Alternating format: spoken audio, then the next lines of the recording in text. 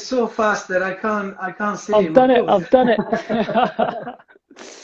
Fantastic, Mo. Fantastic. How are you doing? I'm doing great. Thanks. What about yourself? Thank you. Yeah, thanks for hanging on with the digital. We are crazy. We take this risk of doing these lives, and Yeah. we never know how it's gonna work, if it's gonna work, because they change things all the time. So it's how it is, unfortunately. Yeah. Now things are moving fast, so we have to stay on top of it. That's what defined Uh, us. Absolutely, and you know what it means. So Yeah. for those followers that have just joined, also from your side, we are the limited edition. We are a passionate platform. We promote independent watchmaking. So those independents that enhance the art of watchmaking. And Mo has been involved quite, most recently for the love he has for one of the brands, Arnold and Son, British watchmaker. It's made in Switzerland now. And we're going to dig a little bit around that more. But first, let me stop for a second. Of course, Yeah. today is not a day like any other day. It's a sad day for the country we're in, of course, the UK, Yeah. and the loss of His Royal And Highness yeah. um, Prince Philip is obviously a big burden for all of us, and there will be days of mourning, of course. We decided to do this anyway, Mo, because you had obviously the honor, well-deserved honor, to be knighted by the Queen herself, and I'm sure your thoughts will be with her. Yeah, no, definitely my thoughts are with the royal family and obviously the Queen and everyone in the family. As I said, it's a loss for us today, but we have to continue to celebrate and support for what he's done for British people and all around the world. And lucky enough for me myself to be knighted by the Queen, and it's amazing. But at the same time, we have to celebrate for what he's done out there, Prince Absolutely. Philip's and the family. Absolutely. And I have a boy at the age of nearly 14, and he's going now into the Duke of Edinburgh Yeah. program, which is something that is one of the real legacies that Prince Philip is leaving behind. Yeah, no, it's done amazing, and we might not see it now, but we will see it over time, and it's incredible even to have that to Duke of Edinburgh Award and to continue. Absolutely. Absolutely. I have a question in regards to that, Mo, to start with. Was the moment you were knighted by the Queen, for example, because it's something that we common mortal can only imagine. Was it a specific realization attached to that of, oh my God, I mean, I've really achieved something incredible. Yeah, no, it was amazing. It was honor for me to have that, and obviously it came down to the public and the support and what I've done for my country over the years, and to be celebrated and to be knighted by the Queen. It was incredible as a boy, a young boy growing up in the UK. For me, I never dream of, and it just shows anything is possible in life if you work hard. And honestly, uh, I never thought one day I would be knighted. And I'm a big fan of sports and particularly football, and massive fan of Alex Ferguson and what he's done for Man United. Even though I'm an Arsenal fan, for I what know he's that. achieved by his hard work and how he become Sir Alex Ferguson, and to be in the same lineup as him, it's amazing. Absolutely. I realized that I mean this has been my reading for the for I the hope you like the it. week preceding. I know I really enjoyed it, and I'm a massive sports fan. I was going to say person because I'm not massive as a person, but I love sports. I do sport myself, and I try to teach my children that the key is. I love your quote when you say, "Don't dream about it, Yeah, train for it," and that says it all because it feels like a stereotype sometimes to say hard work always pays off, but at least with hard work you'll never have regrets of not having tried. yeah. Yeah, and we always have to try it. I'm a family man. We've got four beautiful kids, and often my kids through sports, I try and teach them in life lessons. And as I said, like myself, you know, I'm always putting in the work, and it's really important. You realize that I'm putting in the work. And as I said, my quote, one of the quotes is, "Don't dream of winning, train for it." You can't be dreaming of these big things when you haven't even been honest to yourself. I'm putting in the work. And you have to put in work in life in general. Whatever we do, we have to apply with, am I doing my Absolutely. best? What can I do? Can I do more? And be honest to yourself. Yeah, And I like how you highlighted that it's a process. It's not an overnight situation. You realize when you were already amazingly good that you were not enough to the standards you have put for yourself, and so decided to go and live with the Kenyans, for example, and take your already great effort to the next level, because it's a process, isn't it? Yeah, it's a process, and the goalpost, we say in the UK, it's always moving further. It's not thinking like what I did last year is going to work this year. You always have to change and adapt to it. But I was lucky enough to be able to have that experience with the Kenyan guys and living with them, and realizing actually, God, how can I ever compete with these guys if I'm not living the same lifestyle as them? And all they do often, eat, sleep, train, and I learned a lot throughout my career. And sure. And that was after your Loughborough days, because we are based in Loughborough, funnily enough. Yeah, and that was a different lifestyle. Different lifestyle, and that's what it is. It's important for me, and it's great to be ambassador of Arnold's son, and obviously ambassador for many other companies to see people what is possible for the lifestyle we live. As you said, Loughborough, I remember clear, was different. You didn't train as hard. You train, and mainly you train hard, but academically as well. It was one of the first university in Loughborough to be able to offer sports scholarship to athletes who has a talent in not just in athletics, in many sports, it's hockey as well. So I've been to Loughborough and seen it, and I think it shows, just keeping up with it. And there's other universities now like St Mary's, Birmingham, and who follow that footstep, and it's all about progressing and teaching athletes, what's possible. Absolutely. So going into your passions, Mo.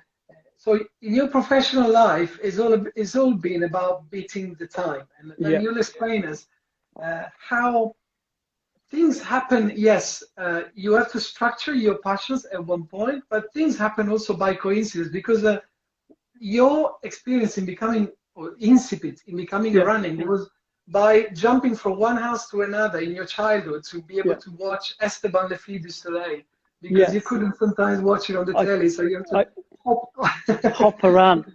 So running has come as a coincidence to you, in that respect. Yeah, it was. I was growing up for me, young boy in Somalia at the time when I was really young. I remember we used to watch Esteban, it's a French series of cartoons, like almost like Tom and Jerry, but it just continues you on. And it used to come on 5 o'clock in the afternoon, every afternoon, and it would be like 30 minutes, and then it would continue on. The story just keeps going. So often we were there were power cut. So we go, oh my God, the power cut, this area here, we need to move to the couple of houses down the road. So we always have to run and try and make it. And the funny thing is that we have this image, because you grew up between Somaliland and Djibouti. Yes. Obviously with Kenyans being really good runners, we have this image that running is actually a specialty embedded in those countries, but actually you make a point that people that used to run were seen as a bit weird. No, it wasn't a normal thing to run actually. It was, back in the days. Obviously, it have different culture, different mentality in terms of how people think. And when I first time growing up, when I was running around, I wasn't a proper athlete. I was just a kid who was running around the street. But when I went back there in 2003, I was at St Mary's at the time, university, and I went there to see my family. And I went for a run, and people were like, what's wrong? Why are you running? They didn't realize running is, it's a sport. And if you become good at it, you financially, you can make something. And secondly, is that, you can visit around the world and go to different countries, but they didn't see it. Until now, it's kind of improving. But often, as I said, like East Africans are really good at distance running. And one of the reasons is, they're living up in the mountains, and, they train, and that's the number one sport. It's the same in the UK. We love football. Everything is about football. It's it's an interesting analogy. In our small world, our trade is all about enhancing those watch brands that nobody knows. So the first question would be, why would you do that? When you can, focus on Rolex, on Patek Philippe, all the famous brands. And we chose, that is the niche where we want to become the best. And that was our approach. And that leads me to the next question.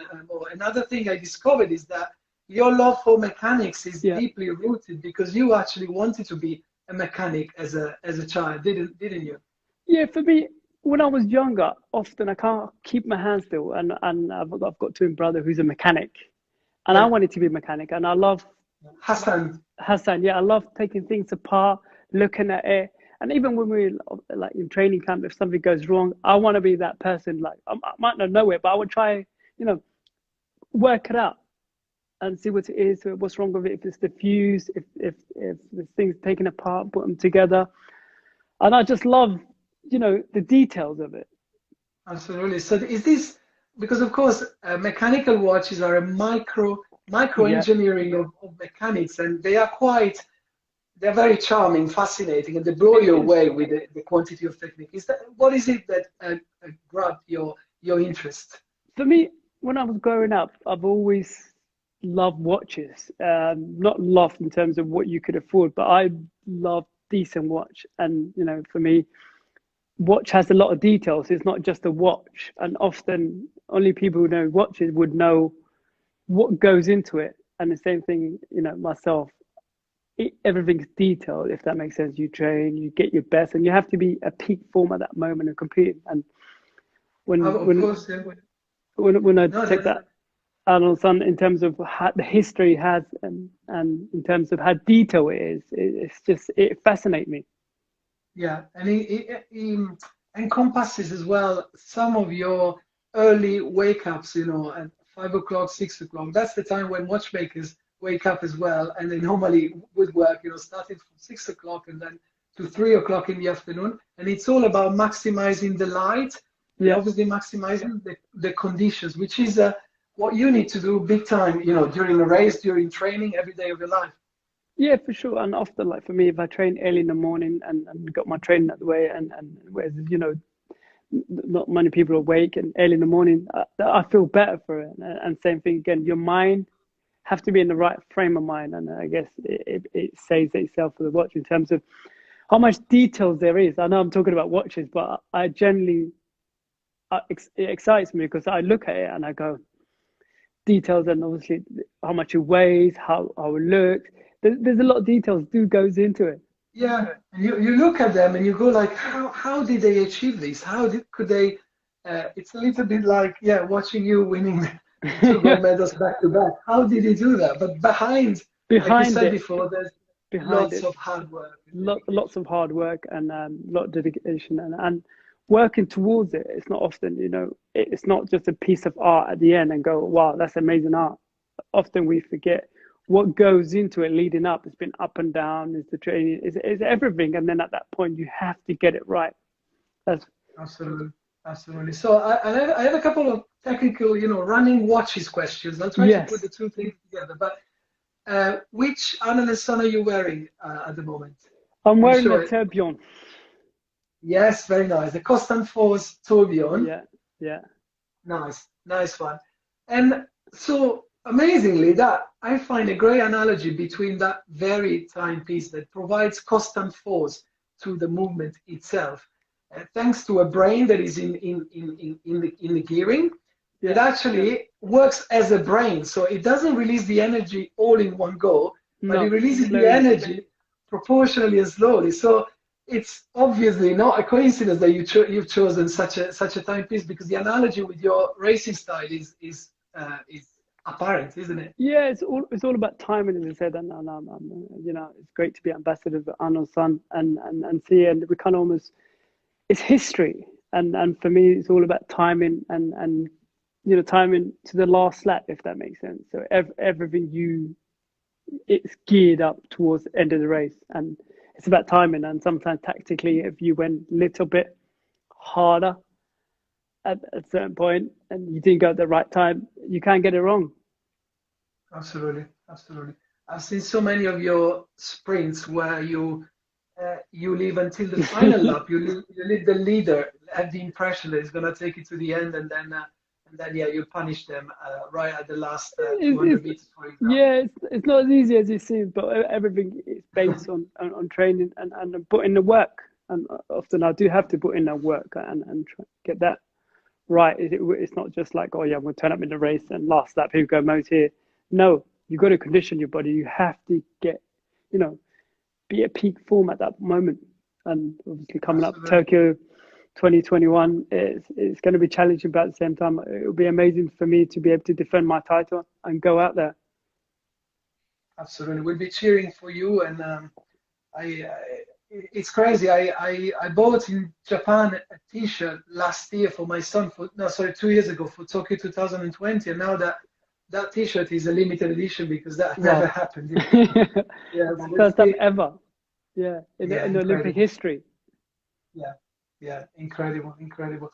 So, Mo, the fact that obviously you've been knighted by the Queen, you obviously have received all the possible accolades, quite deservedly, obviously, for your achievements, puts you incredible, again, another analogy, in the same league as a master watchmaker like John Arnold. That 300 years ago, John Arnold watchmakers were not just people that were making watches in order to sell the watches and just, you know, from the commercial point of view, but they were really participating to develop, enhance the culture, you know, of the empire in those days. So, are you, does it feel you are in the same, in that same incredible league of people that have really managed to enhance and British culture, heritage, and all of that? Do you feel daunted by this responsibility, or do you cherish it? No, you have to cherish that moment. That's what makes you different. And often I am a different, and I like to look nice, dress good. And just for me, it almost combined, if that makes sense. So for what John has done over the years, it's not 1 year, 2 years. It's been 300 years, a very long time. And same as myself, for the last 10 years, been on top of it and continue to push, because often the goalpost is moving. So you have to be able to put in the work, and that's what makes us different and unique, I guess. Yeah. And we have to celebrate that. Absolutely. And there is another trait of the personality of John Arnold, and even the brand these days, because John Arnold was a name that was forgotten for such a long time, and the Swiss brand that bears the name today is really played a big role to get the legacy out of the drawer again, and shed a light on the fact that John Arnold was obsessed about the next innovation, the next invention. So never happy, always pushing forward. Yeah. Is that something inspiring you as well? Yeah, for sure. To be the best, you have to have that drive, and you have to have that belief. And often for me, you compete a championship, you win a race, and you're always thinking, what's next step? What can I do? What's next race? And that's what makes you apart. Absolutely.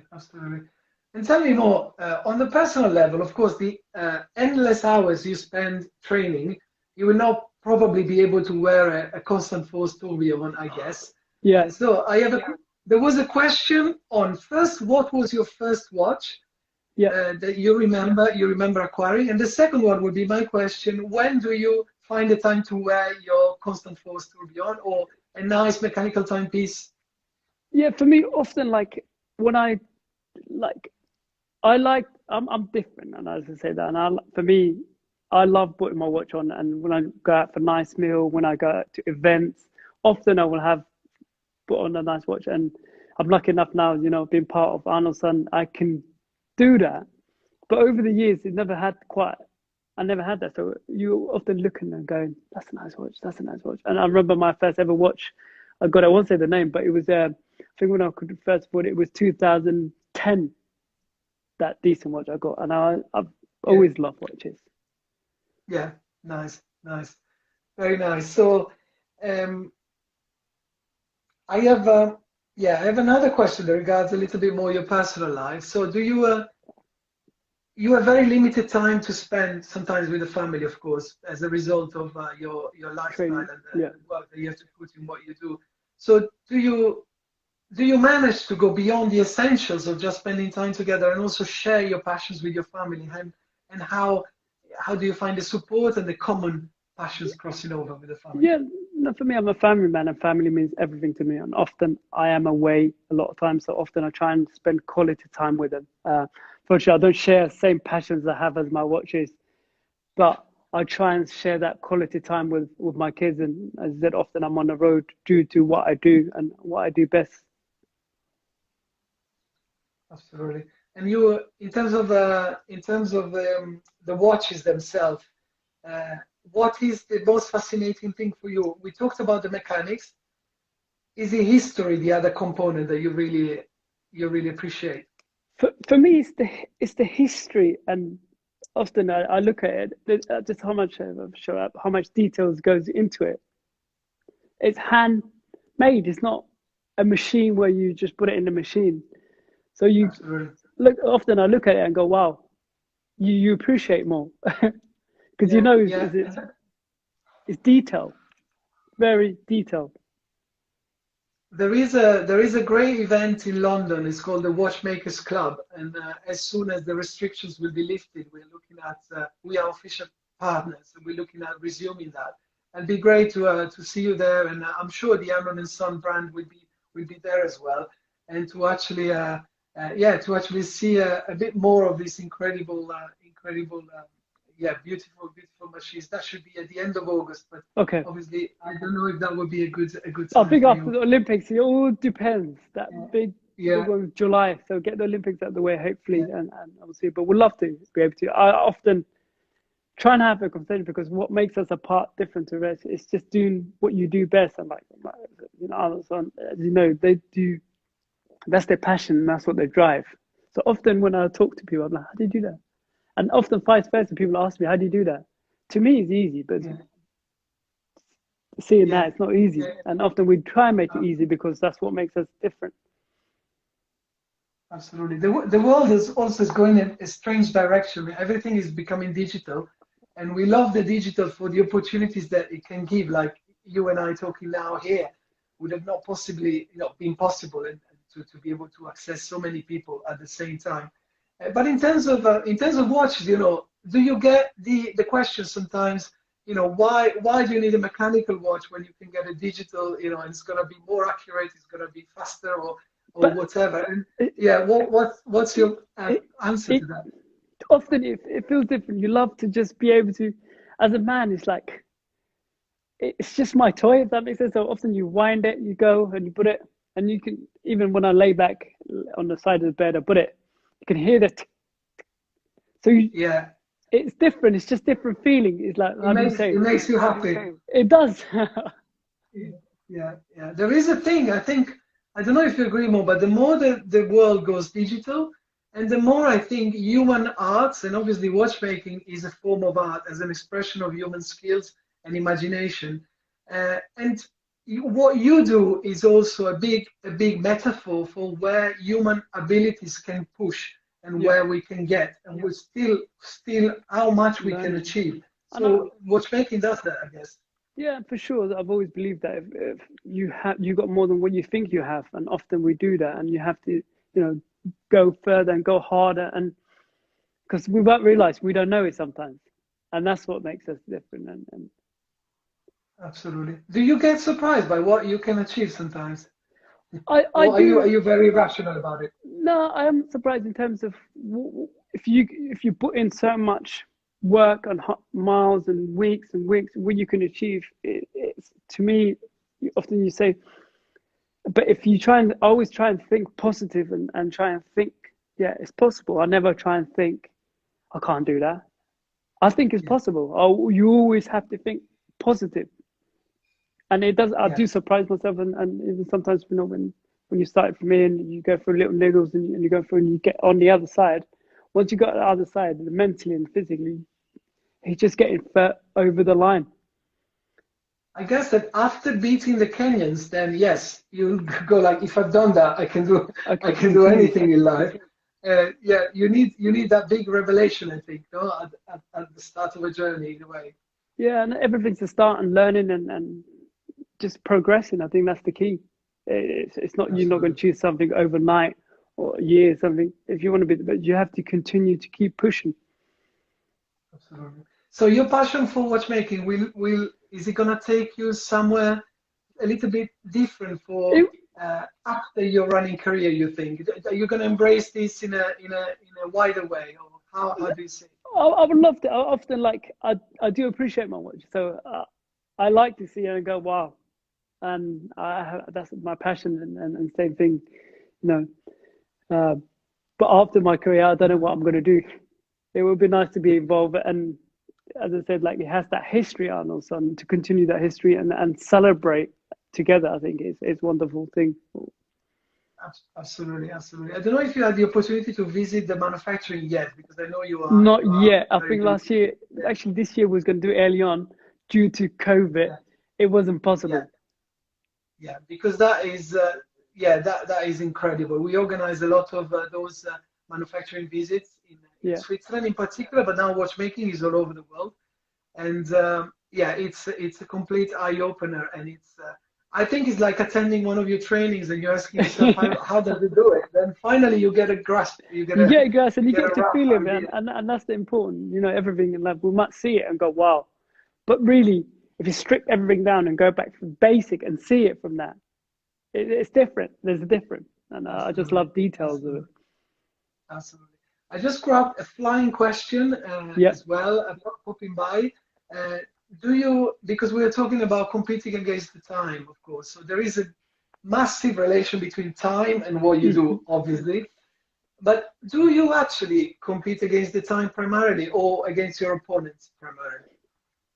Often it's against my opponent because the time you can run, but your opponent, it's more harder. Like come to Olympic Games, for example, when it comes to it. Yes, it would be great to run decent time and fast time and break record, but at the same time, it's all about competing against your other athletes. So it's against my opponent. Mainly, yeah. And okay, so because then the next question was as well, are you running against yourself at the same time? Yeah, of course, you're always running. You're always running. You're always running as fast as you can, as quick as you can, and also not just thinking I'm going to train 1 hour, 2 hours. It's consistent. Absolutely, absolutely. Do you remember the times when the Olympics were timed with those nice? Yes, I remember. Yeah, there's the round one, and then one click. Yes, yes. Those are now massively collectible. And imagine, in a race that was decided by, fractions of a second, that those methods must have been quite, yeah, quite interesting in those days. But I think back in the days, fascinating. there's a famous picture of Roger Bannister, coach holding him and with that watch, Yeah, and he's the yeah, first man ever to go sub 4 minute miling. absolutely. It is, yeah. There's so much intersections and the crossover between, obviously, sports, running in particular, what you do, and the concept of time and Mm-hmm. timepieces in general. And yeah, it's very fascinating. But Mo, I have to thank you very much. I know your time is limited, but No, I have thank you. enjoyed this. I've enjoyed this so much. No, it's nice to be able to talk about watches. Someone who knows a lot of watches, and it's just yeah. Obviously, it's a sad day for us, Absolutely. and my support go to the royal family and the Queen and everyone. And it's a sad day, but we've got to celebrate for what he's done for Britain and all around the world. Prince Philip. Absolutely, Yeah, absolutely, and the positive spirit he was always portraying is, is testament to him, definitely, of course. So I thank you once again. We are the limited edition. We are passionate about independent watchmaking and unique, different, unique. limited. Yeah, whatever is different, it's us more. So very Yeah, humbly, but that is our path, and as keen sports people, we understand what goes behind creating success, which is hard work, hard work, dedication, persistence, mm-hmm. and resilience. And And believe. you've been a Yeah. model. Absolutely. Was there any time or where you doubted? Yeah, there was that when I came back from Beijing 2008 Olympics, not making a final. Yeah, I did doubt myself and thinking, am I going to do it? You question, and that's normal Yeah, because when things not gone as well as planned, it, absolutely. you have to question and you have to get things right and correct things that went wrong. But there's that part where you need good people in your life, people who support you, and I'm lucky enough, amazing people in my life who supported me, who encouraged me, who told me, no, this is what you're good at. You continue. Yes, it did go wrong. Push on, and that's what we have to do.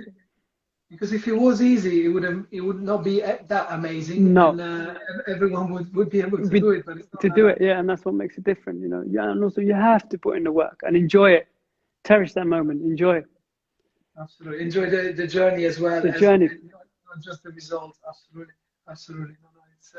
I know you are one for you don't like bold statements, but can we, you know, for the people that are watching here, could you kind of preempt what you expect at the next Olympics, what you hope, and yeah, for me it would be amazing to be able to retain my title. As I said, I've got 4. I'm lucky enough to have 4 Olympic gold medals. It's not going to be easy. The journey's already started, and I just have to continue to push in and believing. And as I said, it will be incredible to make history. We made history for Britain and what I have achieved over the years, but it'll be amazing to even do more. Yeah, because you could ask how you're gonna beat that, but actually you're still there with some valid cards to be able to improve yourself. Like we just discussed, always pushing forward. Always pushing forward, and yeah. Fantastic. Listen, Mo, it's been a great pleasure. So we had the pleasure to have Sir Mo Farah with us today, which I still can't believe it, but I can't thank you enough, Mo, and wish you all the luck in the world, and thanking you for the positive message that you're giving to the world, because it's exemplary. And I hope to maybe escort you one day. You're only in Loughborough, so we'll see you soon at some point. Absolutely. We are around Loughborough, and I can also propose you to take you to Switzerland when you go to see Arnold and Son. I'd so much love to be there as well, and to share some watchmaking moments together. Yeah, no, for sure. Thank you. It's just amazing to be part of history. Absolutely. Okay. Absolutely. Thank you very much, Mo. All the best. All right. Take care. Thank you. See you very soon. Bye-bye. Okay, bye.